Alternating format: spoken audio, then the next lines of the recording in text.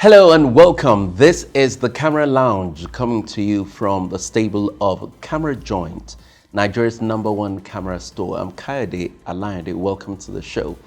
As we've been doing in the last couple of weeks, we've been talking to creatives in Nigeria, and this special series is speaking with photographers, professional photographers in Nigeria. And I'm happy to tell you that we have our first lady on the show. You'll meet her in just a moment if you don't go away. Lights, camera, action.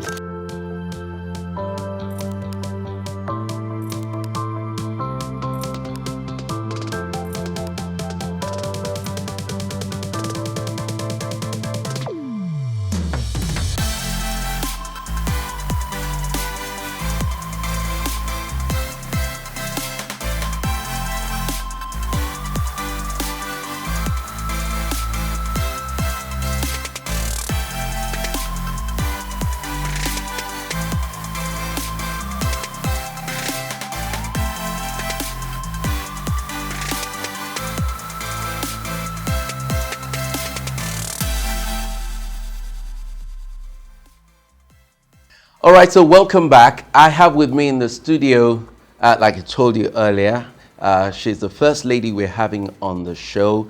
She's a child photographer, family photographer, and of course, newborn photographer. Welcome with me, Adesuwa of Captured by Adesuwa. You're welcome to the show. Thank you. It's a privilege to be here. Yes, so it's been days now since we've been talking about you coming, and now we're here. So, but your name is Adesuwa Eworo. Yes. And then you're running Captured by Adesuwa. Yes. So what's in the mix? Okay. All my documents read Adesuwa Eworo, right? And I wanted something different for my brand name. So I went with Adesuwa. Adesuwa was going to be my grandfather, which means born into prosperity. So, I mean, I not channel the prosperity. Come on, I like that. Yeah, so hence Captured by Adesuwa. You could have done any kind of photography, but you chose newborn, not even child photography. Newborn comes first and then child photography. Yes. And family photography. Where are all these things coming from?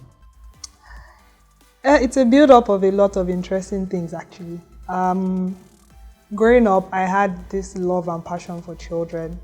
Like when my mom's friends will give birth, they will literally ask, "Oh, is Eno on holiday? Please let her come over," because I was like a baby whisperer. Like I could make their babies sleep, I could make the babies calm, and I realized that it's inherited from my dad. He has those magic hands as well. Yes. So as I got older, I realized that I love children. Like, they're so unscripted, so cute, you know. I like that. I've never heard that before. Children are so unscripted. Yeah, they're unscripted. Now that Twitter is back, we can tweet that, right? Yeah, please put my name there. And they're just exciting, pretty much. They might be stressful, but the memories are what we look back on and smile. Yeah, so.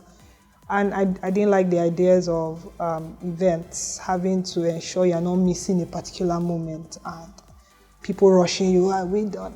Wow. Like, no. Okay, so yes, you love children, you're great around them and stuff like that, but you could have channeled that into nursing or any other kind of thing. Why photography? Okay, I'm an architect by education, right? Nursing, I don't like the medical field. No, I just said that. Yeah, I'm just imagining you that. You decided to build toys for children. Yeah, but for photography, I think in retrospect, my dad did a good job documenting our childhood.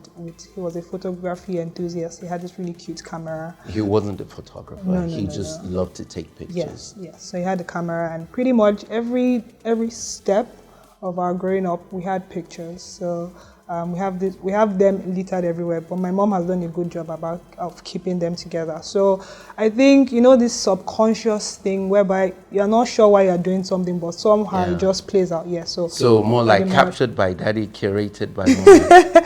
Yeah, we can say that. Yeah, and birthed, captured by this one. Come on. Great, Sorry. great. So I feel you. So on the one hand, you loved children, you love to be around them, but on the other hand, your father was taking pictures. So what cemented those two pillars for you? Okay. I've been a creative child right from time. I love the creative aspect. So I will draw. I used to write storybooks and I would do my illustrations myself. Then computer era came. We started doing, there was this app called Photoscape. I'll do artworks, graphic works. And then back in secondary school, there will be events and I'll just use my phone and take pictures. If you go to my Facebook page, anyone who's looking for any incriminating picture pretty much goes there.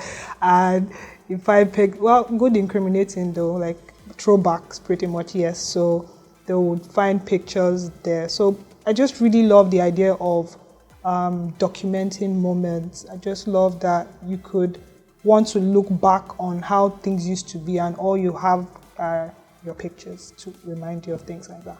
Yeah.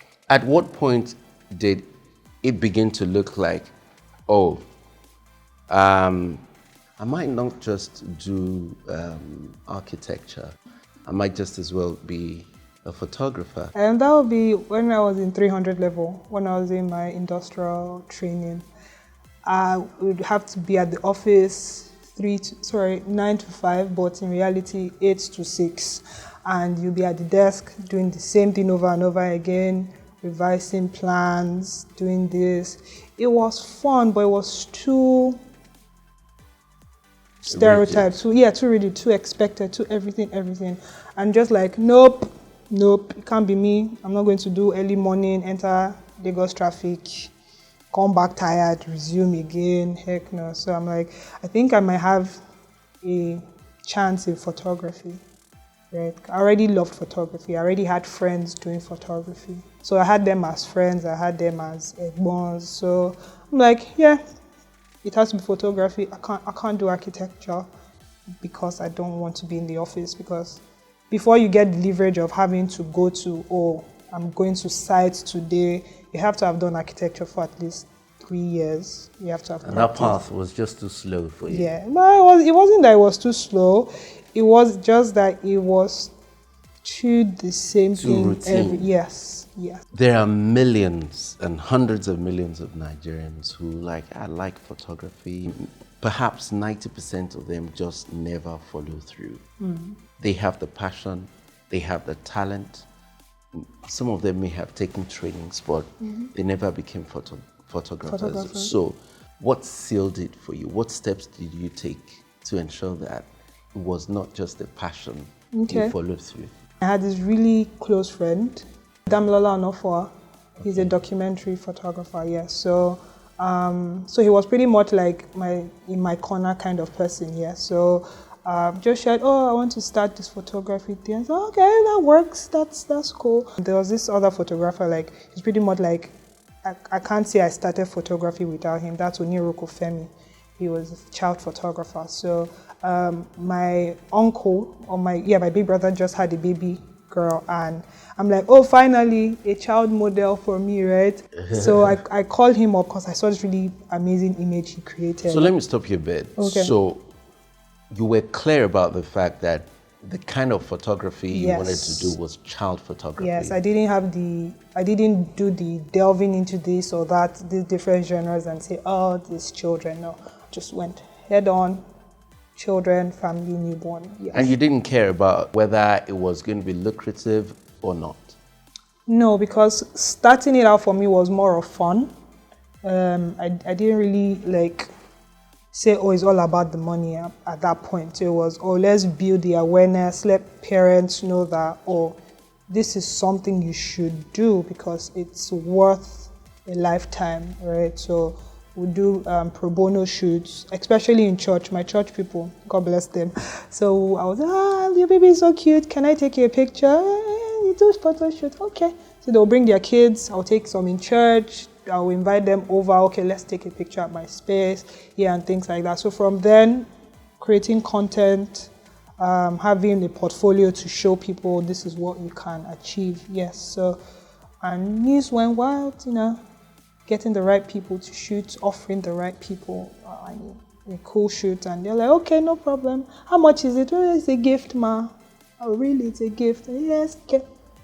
Here's the child, you shoot, and they're impressed, and they're, oh, really? So people do this? I thought it's only abroad that they do this kind of thing. Or, this is interesting. I'm going to tell my friend about you. So would you say there are things that really set you apart? I believe what sets me apart is the notion or the idea that I'm documenting kings and queens, right? So every child for me is treated that way, irrespective of background or who your parent is or what they choose you to wear for the shoot.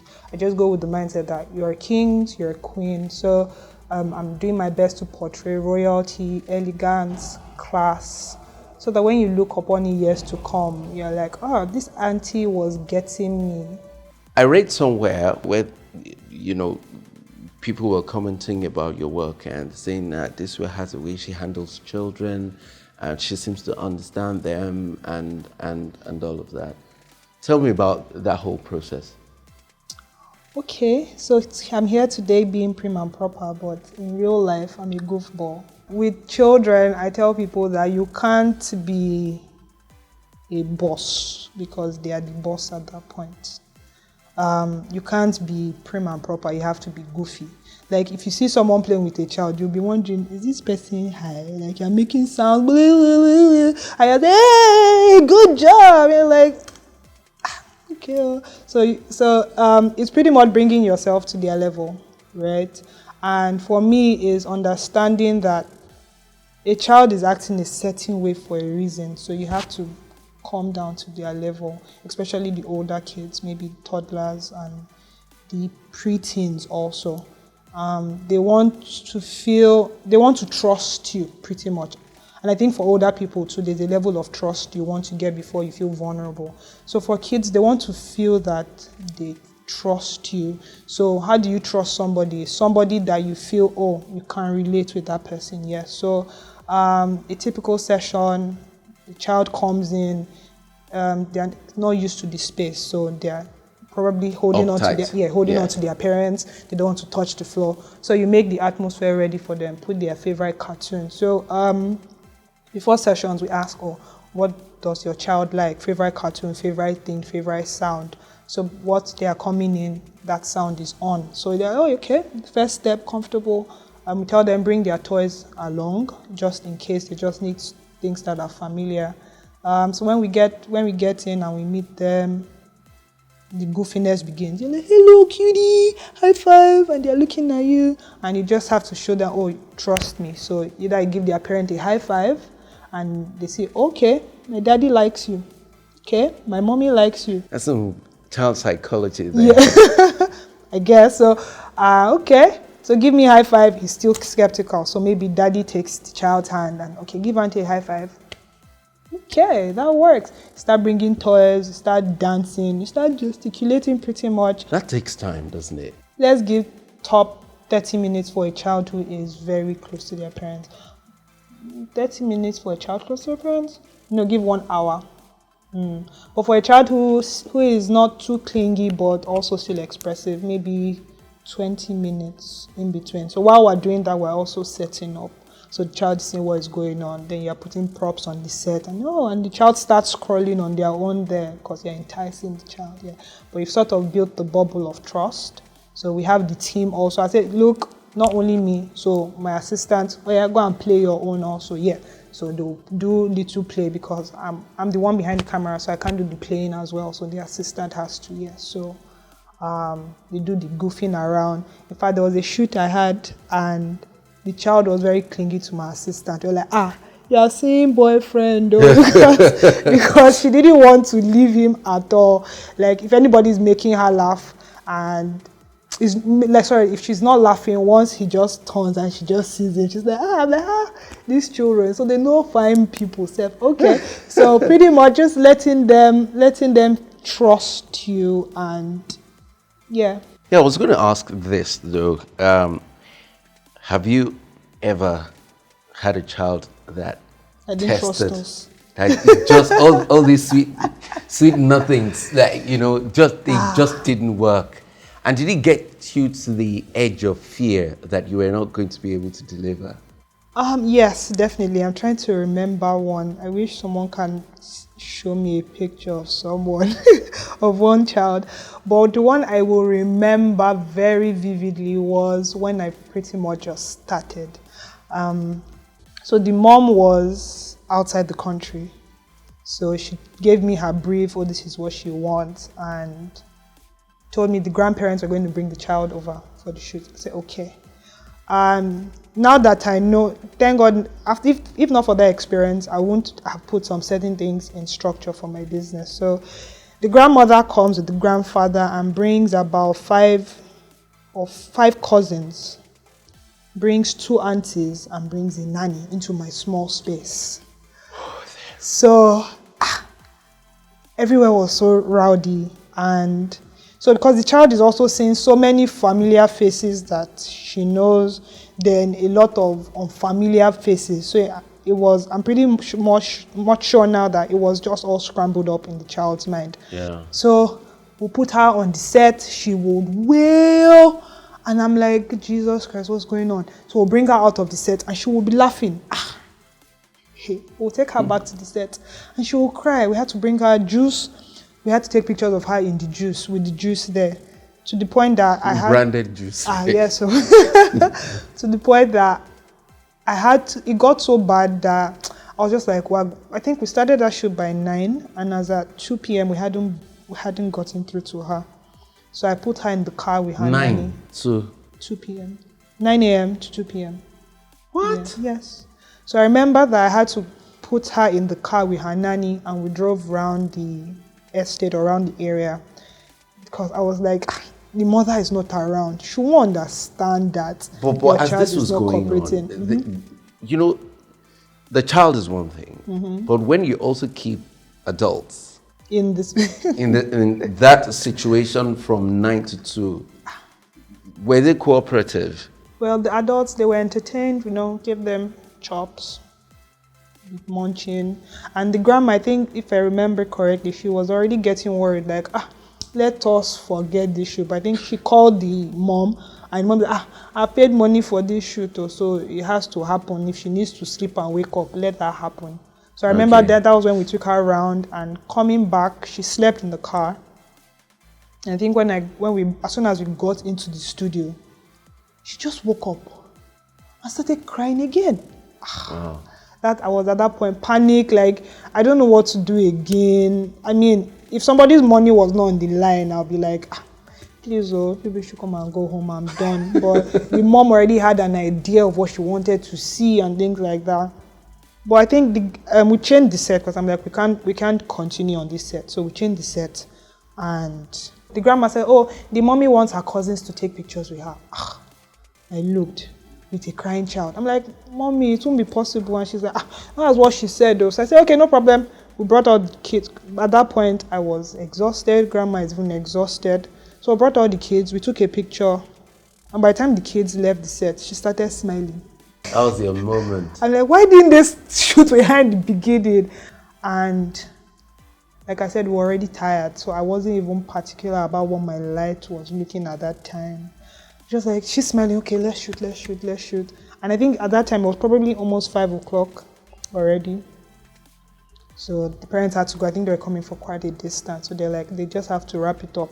Wow.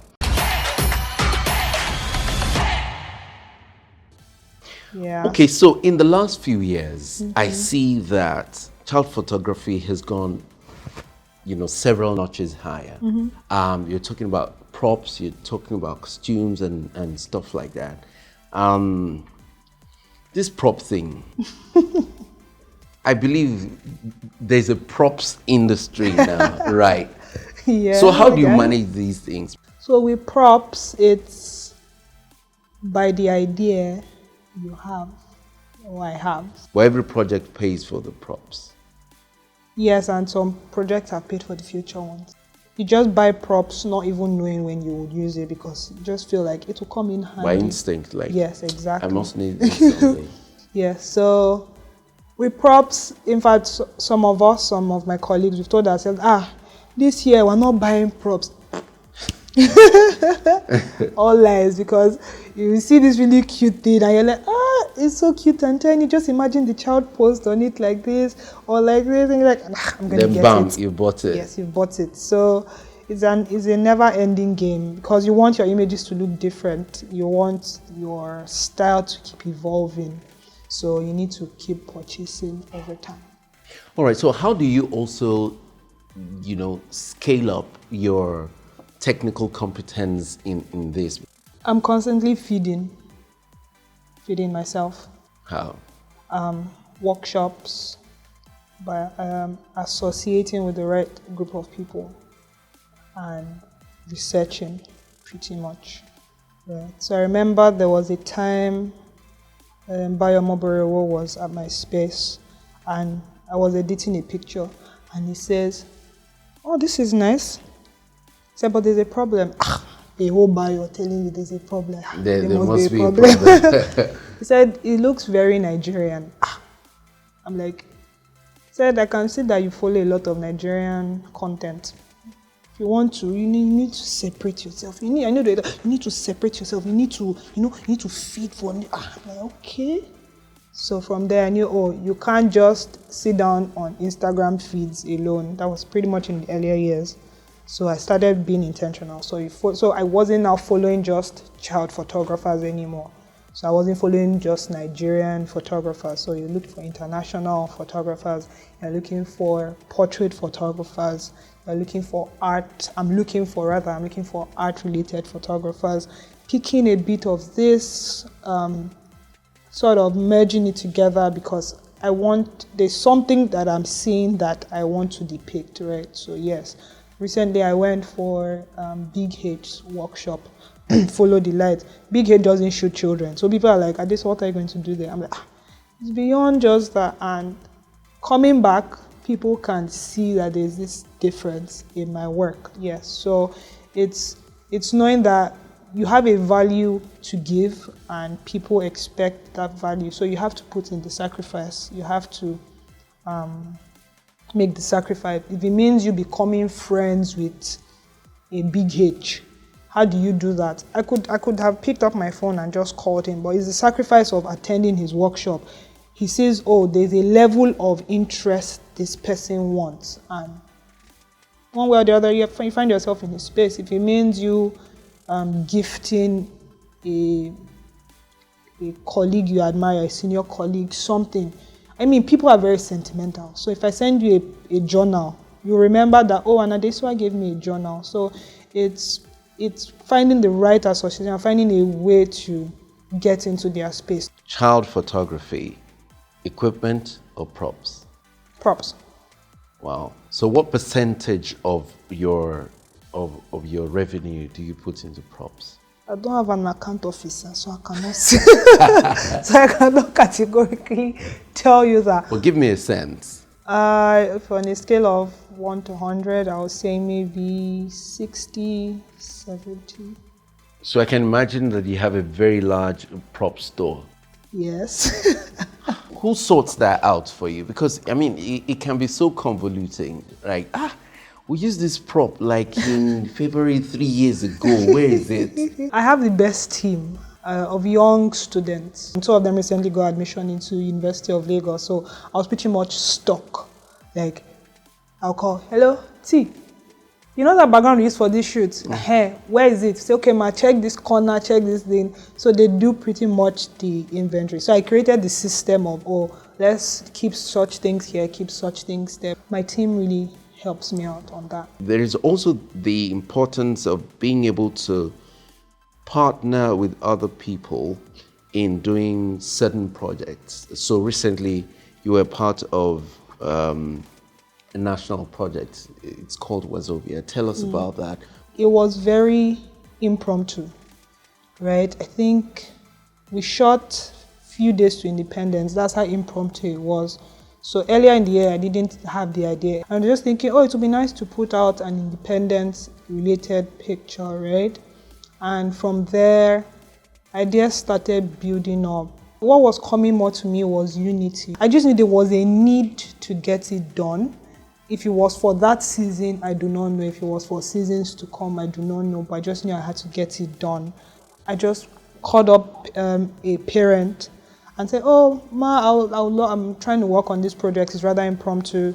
Can your daughter be a model?" She said, "Oh, yes, sure. What's it about?"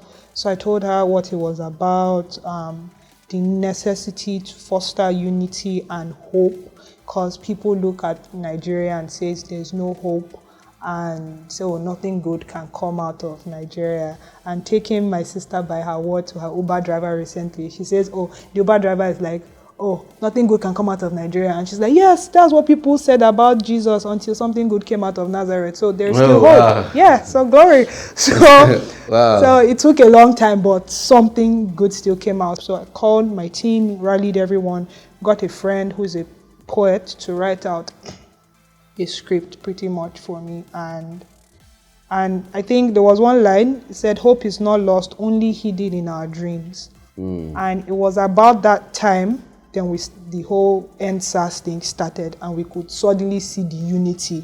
I think Sunday, 29th August 2021, you and a few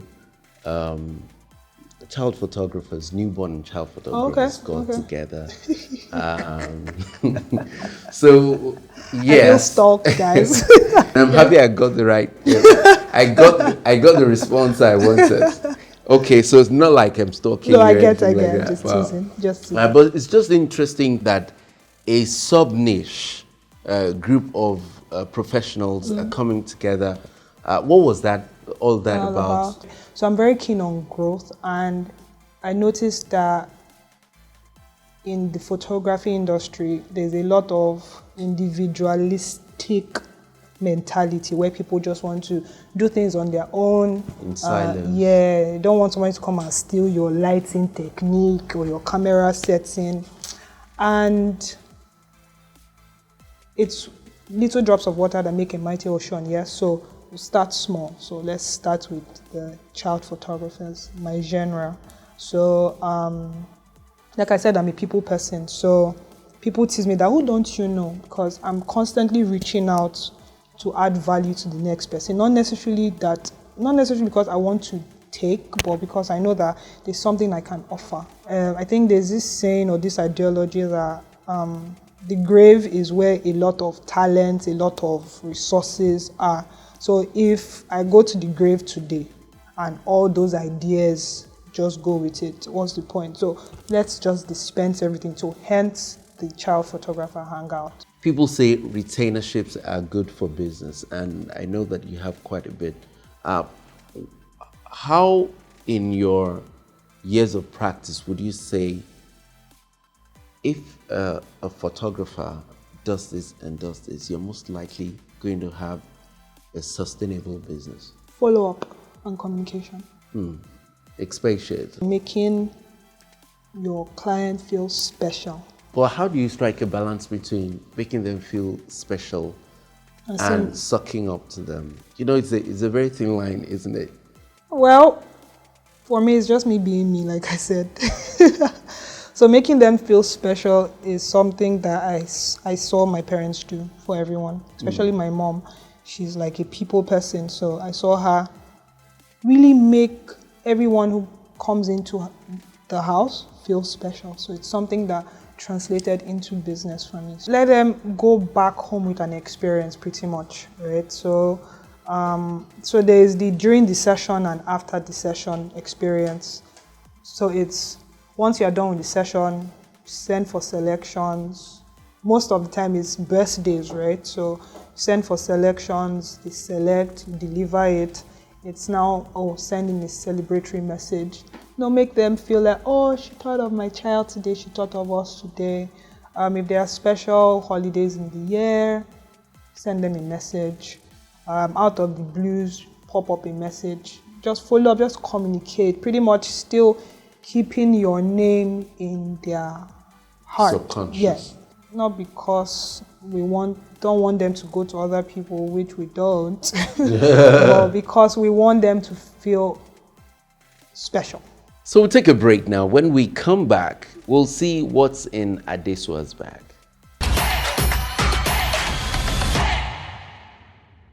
Welcome back to the Camera Lounge, and we're still talking with our very first lady photographer on the show, and that's Adesuwa. You're welcome once again. Thank you. Now, so this is that time where we find out what's in your bag that you use to create these magical pictures that you create every time. But before then, let's take a look at some of the pictures that you have taken. This is just sweet. Yes. More like she's looking back and saying, who said that? So this was an error shot. Yes, so we're just testing lights, and I just loved how moody it felt. And wow. The parents wanted something vintage, so they came with the outfit, got the hairstylist, and the lights worked perfectly well. Oh wow, great. Okay, our star child. Wow. This is Ogoluwakiton. Daddy sent a brief that he wanted a Greek theme, and wow. And I hadn't seen what the child looked like, so I'm like, okay, no problem. Greek, what's the outfit? Sent me the outfit. Can I get a picture of him? And I saw the baby. I'm like, I love it. I'm going to go all out for it. So, and he played the role so well. He carried that. He has the. Yeah, he carried all the CBA traits. Yeah. Class, elegance, luxury, grace. Great, but I'm going to ask you a question though. It's a fair child. Now look at the hair, and then you have him against a completely white background. Technically, how did you manage that? Well, I think what came to my mind is if our Oyinbo people shoot this and the people are white, who am I not to be able to do it? Yeah. Yeah, so pretty much right exposures, that was what went. So light the back right and fill up for him, and you're good to go. Yeah. All right, so let's see the set of gears that you use to create this beautiful shot. Okay. I've seen different sizes of bags. We do little humans, so our bag is not that proud. But powerful. Yeah, I guess so. Okay. So I use an EOS R. Okay. This is one of the latest from Canon. The latest is the R5. Yes, but the R series. Yes, the mirrorless series. Yeah. Oh wow. So what lens is on it? This is the adapter for the EF lens. Okay. Yeah, so we haven't gotten the RF lens, like the lens is made for. Okay, so body. Right now you're using the adapters. Yes. So that you can use the lenses. The older lenses I have already, yes. Oh wow. It looks like some 35. Yeah, exactly, yes. That's why I thought it was a lens. Yeah. Okay. Yes. Great, it's quite handy. Yes, very light. What ranges of lenses do you use? 2 lenses, 50mm and the 24-70. So that's all you need? Yes, pretty much. To get close-ups, to get wide. Great. Simple but great result. And that will be the show for today. We've had Adesuwa of Captured by Adesuwa on the show today, our very first lady on the show. Thank you for coming. And that's it on the show for today. Many thanks for watching. I'm Kayode Alayande. Bye now. Lights, camera, action.